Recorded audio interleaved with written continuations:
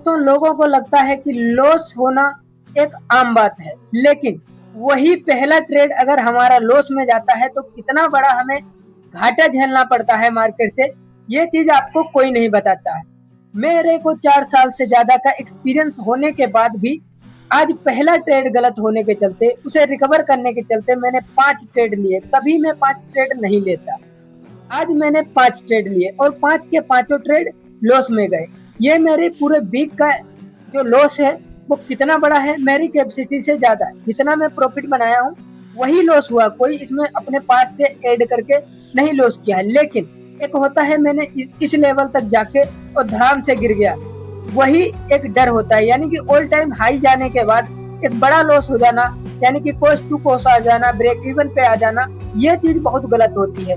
तो एक ट्रेडर को यहाँ पे क्या रखना चाहिए माइंड सेट, क्या ट्रेडिंग को छोड़ देना चाहिए, सारी चीजें इसी वीडियो में डिस्कस करूंगा। और अगर आप बिगिनर हो तो ये गलती ना करो, इसलिए ये इस वीडियो को एकदम फोकस से देखना। बहुत लंबी वीडियो नहीं होने वाली है, सिर्फ और सिर्फ 3 साइकोलॉजिकल पॉइंट जो कि मेरे साथ आज के दिन घटित हुए हैं, उसके चलते मैंने बड़ा लॉस लिया है। बहुत बड़ा लॉस का मतलब नहीं, मैंने क्वांटिटी इंक्रीज कर दी। क्वांटिटी वही रहती तो मेरा कम लॉस होता, लेकिन मैंने इंक्रीज कर दी क्वांटिटी।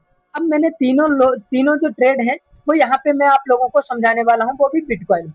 पहला ट्रेड जो दोस्तों था वो यहाँ कहीं पे था, इस लेवल पे। अगर आप लोगों को दिखाने की कोशिश करूँ, जो कि कल के दिन मार्केट में सुबह के सुबह मैंने कल के दिन शाम के टाइम लिया था। यहाँ पे क्या हुआ, मार्केट एक रेजिस्टेंस बनाया, यहाँ से लोगों को ट्रैप किया। 99% लोग यहाँ पे रेजिस्टेंस को देख के सेल किए होंगे। यहाँ ट्रेंड लाइन का ब्रेकडाउन आया, फिर सेल किए होंगे। तो सेल करने के बाद उनके एसएल अपसाइड में थे, मार्केट इनको ट्रैप कर लिया। इनको ट्रैप करने के बाद देखोगे इनके एसएल उड़ा दिए।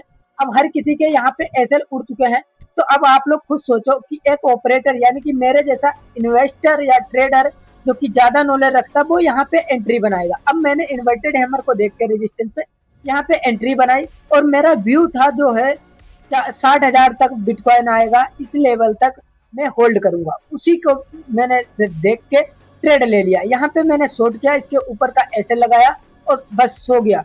आज अभी शाम के टाइम देखा, क्योंकि बीच में टाइम नहीं मिला, मैंने लैपटॉप भी नहीं ओपन किया।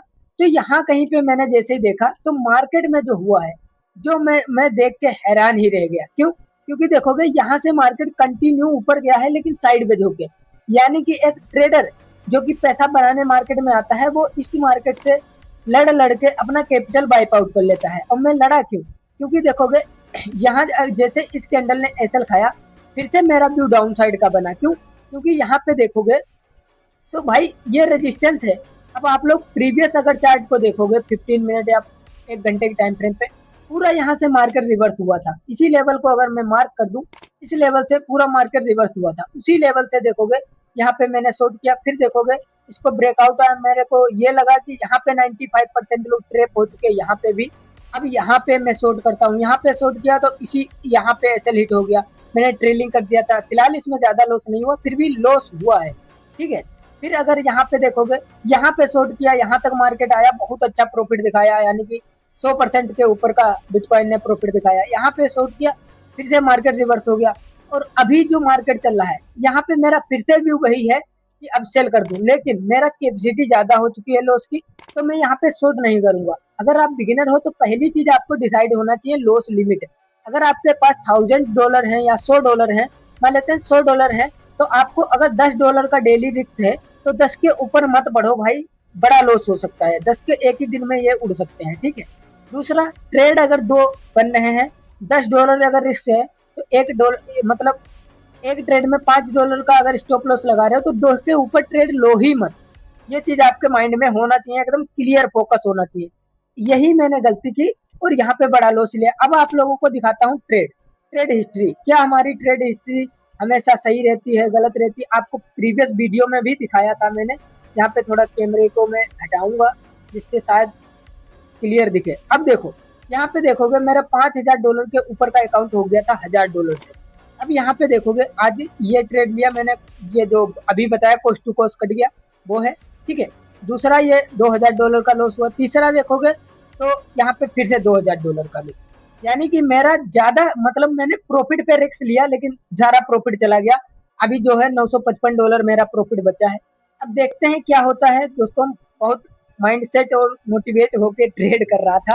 और मोटिवेट होके ट्रेड करने का यही रीजन था कि मेरे पास अब प्रॉफिट लॉक हो चुका।